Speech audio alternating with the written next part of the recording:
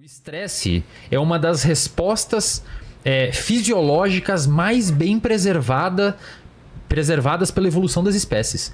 O seu cachorro, o seu gato e eventualmente até mesmo um réptil tem uma resposta endocrinológica frente a um estímulo estressor igual a gente. Então o estresse, ele é muito conservado evolutivamente, portanto ele é importante. Ele é necessário para a nossa sobrevivência. Sobreviver, e muito necessário, cara. Ele é uma das respostas mais... Entre mamíferos, a gente tem as mesmas áreas, com os mesmos hormônios sendo liberados numa situação estressante. Caramba! Tamanha conservação disso. Daí você chama o pirula pra explicar Porque isso. senão a gente teria eliminado isso na nossa evolução. Cara, né? como é que você vai sobreviver numa savana se você não é estressado? O estresse é necessário. Porém, agora a gente tem um contexto onde esse estresse vira crônico. E aí isso gera um problemão, porque originalmente o que era para o estresse fazer?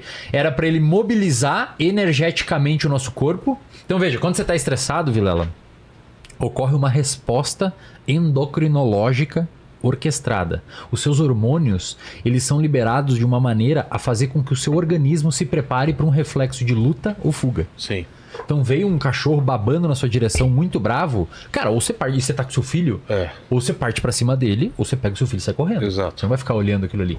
Na hora que vai acontecer isso, o seu fígado produziu mais glicose. Tem gente que trava também. Pode ter o freezing. Tem, né? Pode ter o freezing, mas isso é um pouco mais raro de acontecer. O seu fígado tá liberando mais glicose, o seu corpo liberou opioides endógenos para diminuir sua percepção de dor. Você se sente mais frio, né? Você sente O seu coração bate mais rápido para oxigenar mais os seus músculos, a sua pupila dilata para você enxergar melhor. Existe uma organização fisiológica para você enfrentar aquela situação. Depois que isso cessar, é para esse estresse baixar. Qual que é o problema? Hoje a gente está sentado no sofá de casa com essa resposta ao estresse, como se tivesse um cachorro babando em nossa direção. Mas por quê? Por causa do estilo de vida que o Gil comentou, vida cotidiana, estresse pra caramba, conta pra pagar, o iPhone novo saiu e eu não tenho, eu preciso de um carro melhor porque na internet todo mundo tem um carro melhor, os colegas têm um carro melhor. Mas será que... essa é a minha dúvida aqui. A gente teve, sei lá, idade média... O cara podia entrar na tua casa e meter uma espada ou queimar a tua casa. Aí a gente teve os momentos que isso daí foi ficando mais tranquilo e a gente viveu uma vida mais tranquilo. E agora tá voltando de novo, guerra, pandemia e tudo mais. Nesse momento aqui, a gente ainda a necessidade do estresse era bem menor, assim. O estresse sempre é importante, só que ele deveria ter picos e voltar. Picos e voltar e ficar numa fase reduzida. Por exemplo, se eu moro na Ucrânia...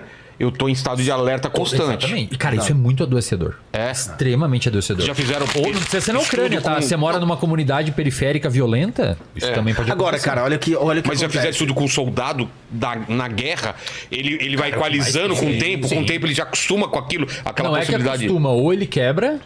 Ou ele começa a fazer estratégias compensatórias, como eventualmente o uso de drogas. Você sabe que um dos maiores avanços na história da psicologia clínica foi ao final da Primeira Guerra Mundial, quando os soldados americanos voltaram com algo que ninguém sabia o que era e que hoje a gente chama de transtorno do estresse pós-traumático, que era ficar revivendo aquelas coisas e tal. Dali se começou a ter uma preocupação muito grande em mensurar coisas, em desenvolver tratamentos.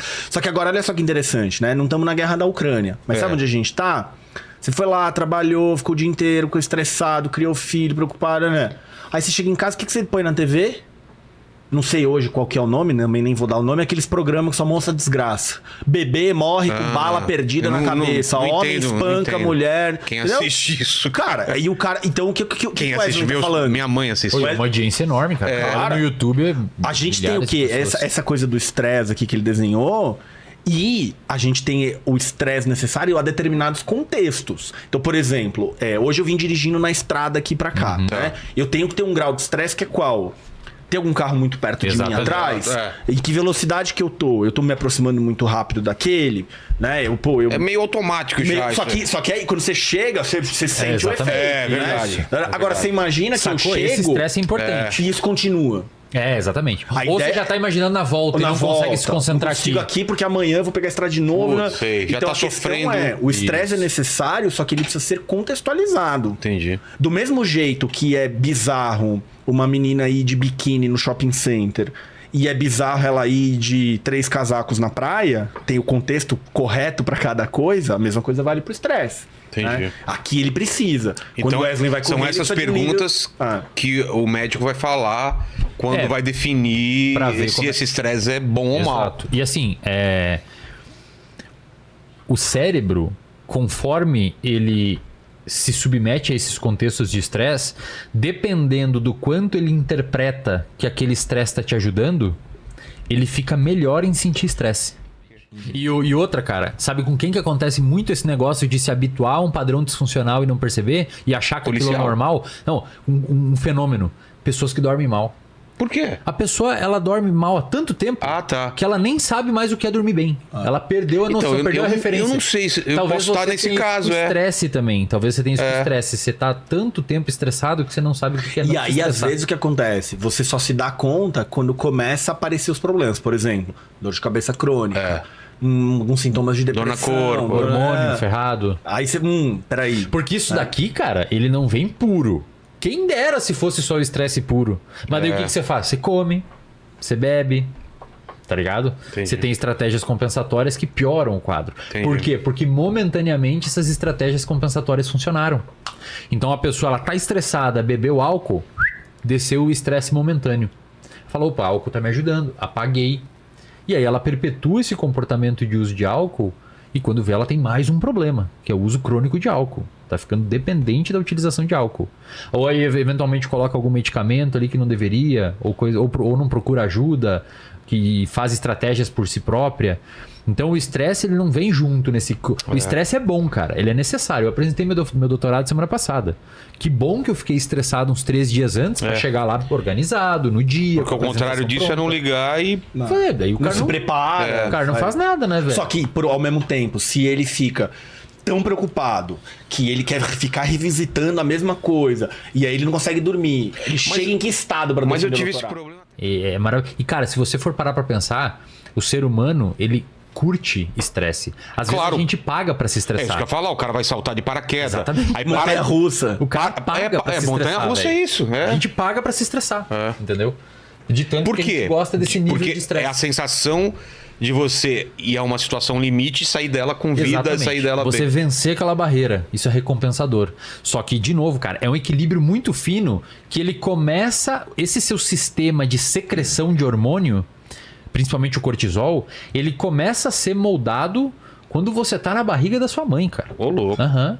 A gente tem estudos mostrando... Se você pega, por exemplo, um camundongo e você pega a mãe do camundongo que tá prenha do bichinho na barriga e você estressa ela, o filhinho... Ou você separa... Você estressa e separa ele de uma separação materna na infância.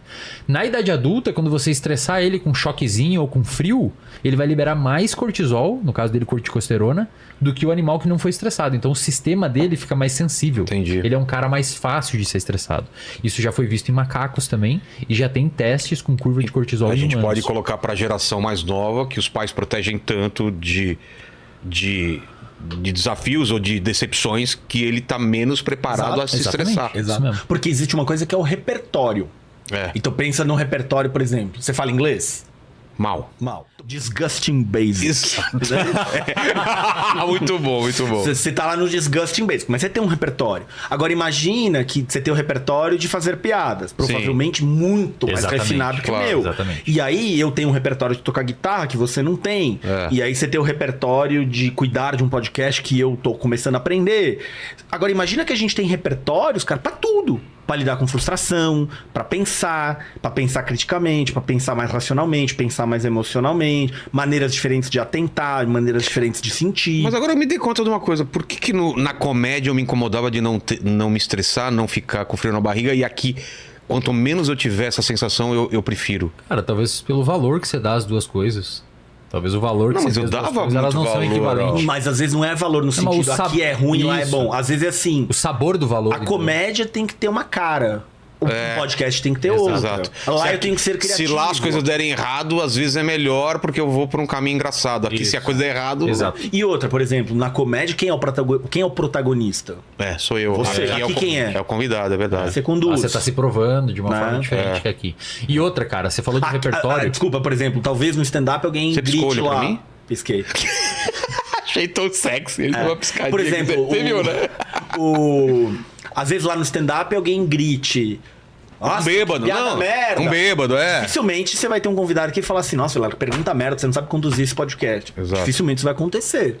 Você falou de repertório, cara. A questão é, a gente aprende esses repertórios. Aprende, claro. Tá ligado? Claro. Então a Aqui forma que eu você interage... criei um repertório durante esses 3 anos. Na Exatamente. comédia eu criei um repertório durante 10 anos. E também a gente aprende repertório de como lidar com estresse, como lidar com dias ruins, como lidar... Então essa inteligência emocional, ela precisa ser pauta na vida das pessoas, porque desenvolver esse repertório... Só mandar um recado. Você conhece o estudo do... Acho que eu já falei em algum momento da PNAS com primatas, que eles separam da mãe.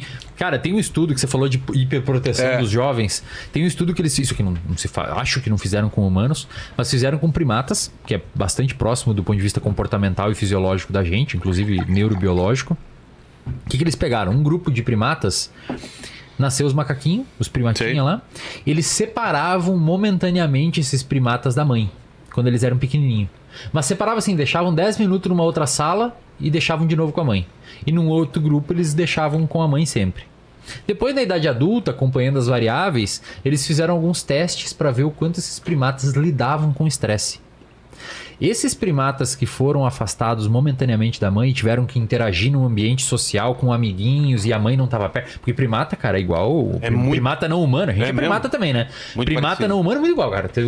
O macaquinho tá mexendo ali, aí você mexe aqui, ele te olha e ele sai correndo onde tá a mãe, cara. E se abraça na perninha da mãe. Cara. Igual uma criança. Tá ligado? É. Só que quando você faz isso e não tem a mãe, ele tem que lidar com aquela situação. Pra onde que eu vou? Me escondo, Exato. eu subo na árvore, eu vou com os meus amiguinhos.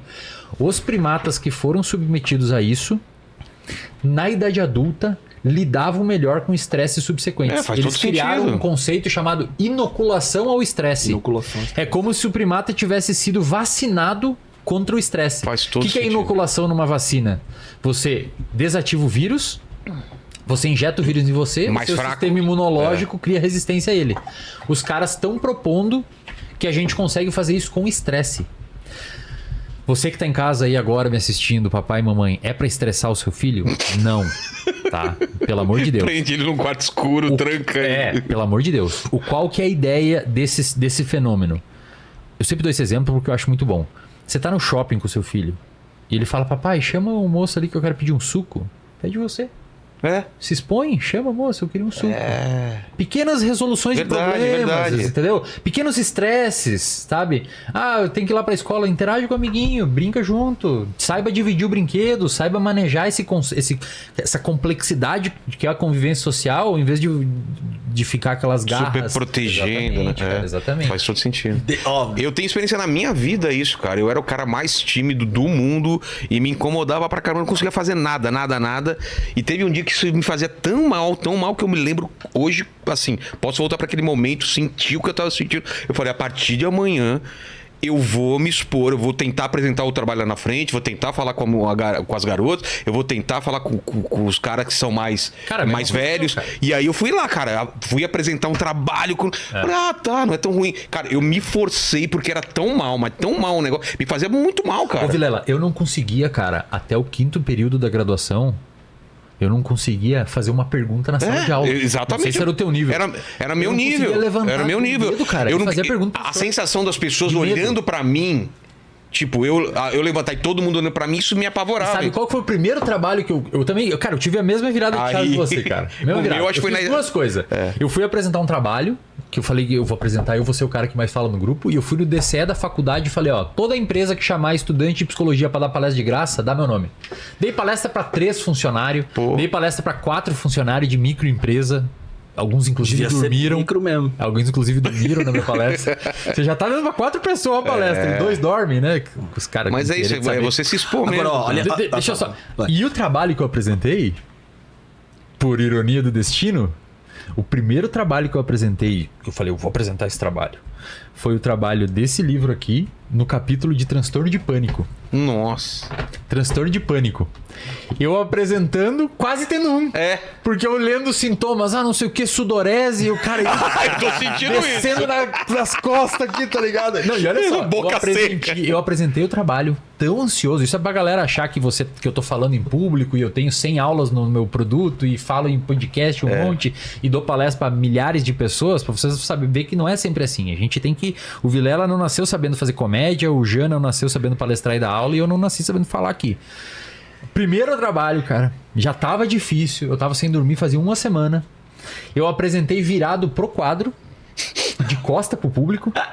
Eu terminei de apresentar, quase morrendo, e o professor falou, cara, tu apresentou de costa, ficou muito ruim, refaz e volta semana que vem. Nossa, velho. É que nem minha primeira apresentação de stand-up, eu não peguei o microfone na mão, porque eu falei assim, se eu pegar o microfone na mão, o pessoal vai perceber que eu tô tremendo. Então deixei o microfone no pedestal e falando aqui, assim, porque eu falei, se eu pegar a mão, colocar a mão no microfone, a galera vai ver aqui, ó. Cara, é isso, velho. Agora, olha a importância, cara, que tem o ambiente e essas histórias. Quando o Wesley falou, olha, incentiva o seu filho a pedir a comida em vez de você pedir. Tem um conjunto de experimentos que foram feitos lá na década de 70, que foi mais ou menos assim. Cara, isso daí é muito legal, velho. Ó, olha só. Desculpa dizer, mas é a verdade, eram cachorros, tá? Então o que você tinha aqui, ó? Você tinha aqui 3 grupos de cachorros diferentes, tá? Então, Tá dando pra enxergar aí com lápis? Aqui é melhor. É. Dá. Aqui. Refaz as linhas aí. Você faz as linhas. Aqui um grupo, aqui outro grupo, aqui, tá? Então você tinha cachorro aqui, cachorro aqui, cachorro aqui. Um grupo de cachorro aqui, aqui e aqui. O que acontecia? Esses cachorros aqui, esse chão, de repente, dava um choquinho. Gente, não tava eletrocutando o cachorro, Sim. tá? É um choquinho que dá um... Opa! É o do chuveiro, Nossa, se tivesse... E aí o que acontece? Dava um choquinho no chão. Aqui toma um choque. O que esse cachorro faz? Tem tipo uma alavanca aqui, que se o cachorro ir lá e plof, ele desliga o choque. Então o que esse cachorro tá aprendendo? Que vem um choque do nada, ele não tem nenhum controle sobre isso, e que se ele apertar isso aqui, ele para o choque. Beleza? Certo. Este cachorro aqui toma exatamente o mesmo choque que esse aqui, só que quando ele aperta o botão, nada acontece. Ele continua tomando o choquinho. Só pra galera entender, eventualmente o cachorro aprende a pressionar o botão, né? Eventualmente ele explora ali, né? Isso, Ele vai explorando o ambiente. Ele vai explorando até... Mas ó, então imagina aqui eu tô ensinando ele, ó, aperta que você desliga. Esse aqui eu tô ensinando pra ele, não adianta você fazer nada, porque se apertar você não vai desligar. E esse aqui, ele nem tem a chance de desligar, mas o que acontece? Quando esse desliga, não tem desliga o alavanca? dele também, não tem alavanca. Mas quando eu desligo desse, desligo dele também. Eles não se veem. Não, não. Então o que acontece? Esse cachorro aqui, ele não sabe de onde tá acontecendo. Tipo, vem o choque desliga. Esse aqui vem o choque e ele desliga. Esse aqui não há o que fazer. Porém, quando esse desliga, ele também para de tomar o choque. Qual é a diferença? Este aqui, ele tem o quê? Ele tem controle. Este controla o desligar o choque. Esse aqui, por qualquer coisa que ele tente, não adianta, tá? E beleza. O que você faz num segundo momento? No segundo momento, você põe agora esses cachorros numa caixa nova, em que começa o choque aqui, não tem alavanca, mas se ele pular pra cá, ele desliga aquele choque. Tá. O que acontece com esses cachorros aqui? Que tinham controle. O que acontece com eles? Rapidinho. Ele vai tentando ele tudo. Ele tenta alguma coisa, ele aprende a desligar esse aqui. Que ele sabe que ele pode... Sabe o que acontece com esse aqui? Não. Ele fica quietinho no canto, tomando choque e não tenta fazer nada. A gente chama isso de desamparo aprendido. Foi estudado por um cara chamado Martin Seligman. Nossa. Olha que louco, que triste, cara. Mas olha que triste no sentido de coisas que eu consigo agir sobre o mundo e modificar. Sim. E coisas que não me dão nenhuma chance de controle. Faz um paralelo com a sociedade agora. Claro. Percebe? Tem gente que tem essa alavanquinha aqui. Tem gente que não tem. Agora, ó, eu falei de estudos completamente diferentes. Um é de cachorro, outro é com rato. Agora, junta as duas coisas. Agora eu tenho um ser humano que tá preso no trânsito, que tá comendo mal, que tá dormindo mal, que tá exposto em excesso a telas, que tá imerso numa cultura de desigualdade social. E que teve a história de não conseguir controlar nada desse segundo cachorro. Você percebe como a gente começa a ter a cara da doença mental, ou do transtorno mental, para ser mais correto? Da aceitação do... Desamparo aprendido. Entendeu? Você começa ele aprende que não tem como lutar e ele, mesmo que ele lutar, ele vai conseguir, ele não vai sair daquela situação. E aí, cara, e aí a gente poderia abrir uma discussão. Aliás, só um parênteses, a gente usa esse mesmo paradigma, só que com camundongo, para rastrear, traquear comportamento do tipo depressivo em laboratório. Só que em vez de dar o choque, a gente bota o animal nadar. O animal nada, ele não tem escapatória de um túnel de água. E aquele animal que tem um comportamento do tipo depressivo que foi estressado, ele boia mais cedo. Ele não luta tanto pra sair porque ele viu que não tem escapatória. Então ele fica igual o cachorro, ele fica submetido àquela situação. Agora, olha que louco, daria pra gente abrir um parênteses doido aqui. Agora, a gente poderia abrir um parênteses enorme aqui, Claro. mas só vou mencionar. Quando a gente poderia discutir meritocracia. O que se o primeiro cachorro falasse, talvez ele falasse o quê? Cara, se esforça que você chegar lá. Eu consegui. Aí, e o segundo cachorro talvez dissesse, não há nada que eu faça. Que muda essa situação. Agora, olha que eu tô falando de uma ou algumas poucas experiências de interação com o mundo que esses cachorros tiveram. Agora, transpõe isso para as inúmeras, milhares, milhões de experiências que cada ser humano tem. Agora, lembra que ser humano pensa o que cachorro não faz com o detalhe que a gente faz, né? Que começa a elaborar agora noias e preocupações e pensamentos e irracionalidades. Exato.